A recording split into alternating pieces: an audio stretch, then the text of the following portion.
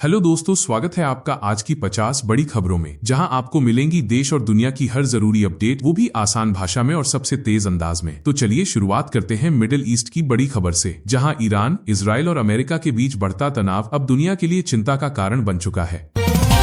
America, Israel और Iran की जंग को 1 महीना पूरा हो गया है, लेकिन हालात और भी खतरनाक होते जा रहे हैं। पीएम मोदी ने सऊदी क्राउन प्रिंस से बात कर चिंता जताई है। वहीं 30 मार्च को पाकिस्तान में तुर्की, मिस्र और सऊदी के मंत्री शांति वार्ता करेंगे, लेकिन यमन के हूती हमलों से जंग और फैलने का खतरा बढ़ गया है। अमेरिका का बड़ा दावा, ईरान के खिलाफ सैन्य अभियान कुछ हफ्तों में खत्म हो सकता है। विदेश मंत्री मार्को रूबियो ने कहा, बिना जमीनी सेना उतारे ही मिशन पूरा किया जा रहा है। इस बीच सऊदी अरब में हमले में 12 अमेरिकी सैनिक घायल हो गए हैं, जिससे तनाव और बढ़ गया है। ईरान युद्ध पर पीएम मोदी का बड़ा बयान सामने आया है। उन्होंने कहा, घबराने का समय नहीं, बल्कि धैर्य और समझदारी से काम लेने की जरूरत है। सरकार हालात पर नजर बनाए हुए है और देश की सुरक्षा के लिए हर कदम उठा रही है। इजराइल ने ईरान पर हमले तेज कर दिए हैं, जिससे हालात और बिगड़ गए हैं। डोनाल्ड ट्रंप के बयान के बावजूद कार्रवाई जारी है। हमलों में कई लोगों की मौत हुई है। वहीं ईरान ने कड़ा जवाब देने और होर्मुज स्ट्रेट बंद करने की चेतावनी दी है। यमन से पहली बार इजराइल पर मिसाइल हमला हुआ है। आईडीएफ के मुताबिक इसके पीछे हूती विद्रोही हैं, जिन्हें ईरान का समर्थन है। ऑपरेशन रोरिंग लायन के बाद मिडिल ईस्ट में युद्ध का खतरा और बढ़ गया है। मिडिल ईस्ट तनाव के बीच अबू धाबी से बड़ी खबर सामने आई है। ईरानी मिसाइल हमले में 5 भारतीय नागरिक घायल हो गए हैं। घटना के बाद इलाके में दहशत का माहौल है और सुरक्षा एजेंसियां अलर्ट पर हैं। होर्मुज स्ट्रेट में तनाव के बीच भारत के लिए राहत की खबर, 2 भारतीय तेल जहाज सुरक्षित निकल गए हैं। नौसेना पूरी तरह अलर्ट पर है। हालांकि कई जहाज अभी भी इंतजार में हैं और सुरक्षा चिंता बनी हुई है। मिडिल ईस्ट में जारी जंग के बीच अब रुख करते हैं देश की सियासत की बड़ी खबरों की तरफ, जो आपके लिए बेहद खास और अहम होने वाली है।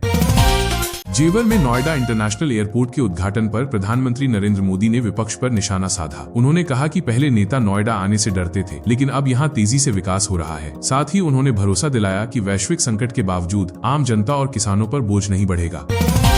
भाजपा अध्यक्ष नितिन नवीन जल्द बिहार विधानसभा से इस्तीफा दे सकते हैं। राज्यसभा सदस्य बनने के बाद नियम के अनुसार 14 दिन में एक पद छोड़ना जरूरी होता है। अब बांकीपुर सीट पर उपचुनाव की संभावना बढ़ गई है।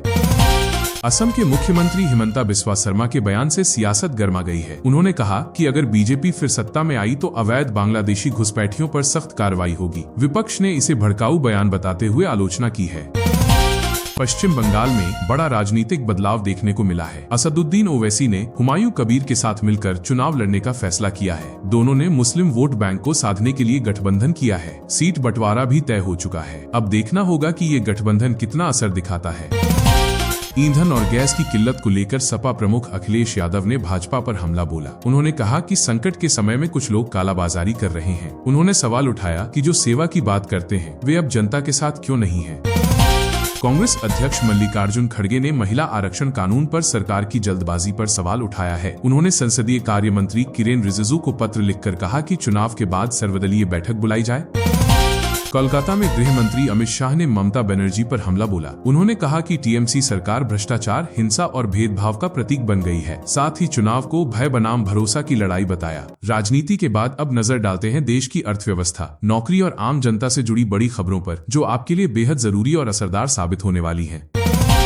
मध्य प्रदेश में एलपीजी और पेट्रोल डीजल की किल्लत की अफवाहों ने लोगों में घबराहट फैला दी है। भोपाल में गैस सिलेंडर की बुकिंग 5 गुना तक बढ़ गई। एजेंसियों पर भारी भीड़ देखने को मिली। हालांकि प्रशासन ने साफ किया है कि किसी भी तरह की कमी नहीं है और पर्याप्त स्टॉक मौजूद है, इसलिए लोगों से अफवाहों पर ध्यान न देने की अपील की गई है। वहीं मध्य प्रदेश से ही एक और बड़ी खबर सामने आई है। पिछले 23 सालों में कर्मचारियों का करीब 15,345 करोड़ रुपए का डीए अटक गया है। कांग्रेस और बीजेपी दोनों सरकारों पर आरोप लग रहे हैं। 27 महीने का डीए भी नहीं मिलने से लाखों कर्मचारियों और पेंशनर्स को बड़ा आर्थिक झटका लगा है। अब बात करते हैं बैंकिंग सेक्टर की। आरबीआई ने बड़ा एक्शन लेते हुए 3 सरकारी बैंकों पर भारी जुर्माना लगाया है। साथ ही एक फिनटेक कंपनी पर भी सख्त कार्रवाई की गई है। ये कदम नियमों की अनदेखी और केवाईसी में गड़बड़ी को लेकर उठाया गया, जिससे बैंकिंग सेक्टर में हलचल तेज हो गई है। उधर 8वें वेतन आयोग को लेकर भी बड़ा अपडेट सामने आया है। सरकार ने संसद में संकेत दिया है कि इसकी प्रक्रिया जारी है। हालांकि सैलरी में कितनी बढ़ोतरी होगी इस पर अभी अंतिम फैसला नहीं हुआ है, लेकिन लाखों कर्मचारियों और पेंशनर्स को जल्द बड़ी राहत मिलने की उम्मीद है। SBI की फिक्स डिपॉजिट स्कीम में निवेश करने वालों के लिए अच्छी खबर है। 2 लाख रुपए की 211 दिन की FD पर 5.90% ब्याज दर से 6,788 रुपए का रिटर्न मिलेगा, जबकि सीनियर सिटीजन को 6.40% पर 7,363 रुपए तक का फायदा होगा। SBI की FD 7 दिन से 10 साल तक के लिए उपलब्ध है और 444 दिन की अमृत वृष्टि FD पर सबसे ज्यादा 6.45% ब्याज मिल रहा है। नोएडा इंटरनेशनल एयरपोर्ट के उद्घाटन के साथ उत्तर प्रदेश ने नया रिकॉर्ड बना लिया है। राज्य में अब 5 अंतर्राष्ट्रीय एयरपोर्ट हो गए हैं, जिससे कनेक्टिविटी, व्यापार और रोजगार के नए अवसर बढ़ेंगे। यूपी अब देश का बड़ा एविएशन हब बनकर उभर रहा है। बिहार में 1 अप्रैल से गेहूं की खरीद शुरू होने जा रही है। सरकार ने पूरी तैयारी कर ली है और पैक्स व व्यापार मंडलों के जरिए किसानों से सीधे खरीद की जाएगी। इस बार गेहूं का MSP 2,585 रुपए प्रति क्विंटल तय किया गया है, जो पिछले साल से 160 रुपए ज्यादा है। इससे किसानों को बेहतर लाभ मिलने की उम्मीद है। अब बात मौसम की, जहां कई राज्यों में अलर्ट जारी किया गया है। बिहार में मौसम विभाग ने 26 जिलों में आंधी, हल्की बारिश और आकाशीय बिजली का अलर्ट जारी किया है। 50 से 60 किलोमीटर प्रति घंटे की रफ्तार से तेज हवाएं चल सकती हैं। ऐसे में लोगों से घरों में रहने और पेड़ों व बिजली के खंभों से दूर रहने की अपील की गई है। वहीं उत्तर प्रदेश में पाकिस्तान की ओर से आ रही ठंडी हवाओं का असर देखने को मिल रहा है। कई जिलों में तेज बारिश और ओलावृष्टि हुई है, जबकि प्रयागराज और काशी में भी जोरदार बारिश दर्ज की गई। मौसम विभाग ने 39 जिलों में अलर्ट जारी कर लोगों को सतर्क रहने को कहा है।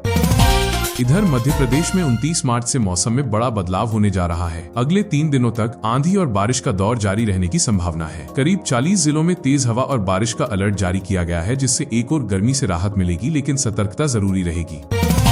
उधर राजस्थान में भी 29 मार्च से नया वेदर सिस्टम एक्टिव हो रहा है। इसके असर से पूरे प्रदेश में अगले 3 दिनों तक बारिश, आंधी और तेज हवाएं चल सकती हैं। मौसम विभाग ने खास तौर पर किसानों को सावधान रहने की चेतावनी दी है, क्योंकि फसलों को नुकसान का खतरा बढ़ सकता है। चलिए अब देश भर की सबसे बड़ी खबरों पर नजर डालते हैं, जहां क्राइम, कोर्ट और राजनीति की दुनिया से जुड़े कई अहम अपडेट आपका इंतजार कर रहे हैं। तो चलिए बड़ी खबर देखें। मुरादाबाद के मैनाठेर कांड में 14 साल बाद बड़ा फैसला आया है। अदालत ने 16 दोषियों को उम्र कैद की सजा सुनाई है। 2011 में पुलिस पर भीड़ ने हमला किया था, जिसमें डिग समेत कई जवान घायल हुए थे। फरार चल रहे 2 आरोपियों को भी अब गिरफ्तार कर जेल भेज दिया गया है। वहीं कांग्रेस नेता राहुल गांधी के खिलाफ मानहानि केस में आज सुनवाई नहीं हो सकी। अदालत ने अगली तारीख 6 अप्रैल तय की है। अब इस केस पर सबकी नजरें टिकी हैं और राजनीतिक हलकों में चर्चाएं तेज हो गई हैं।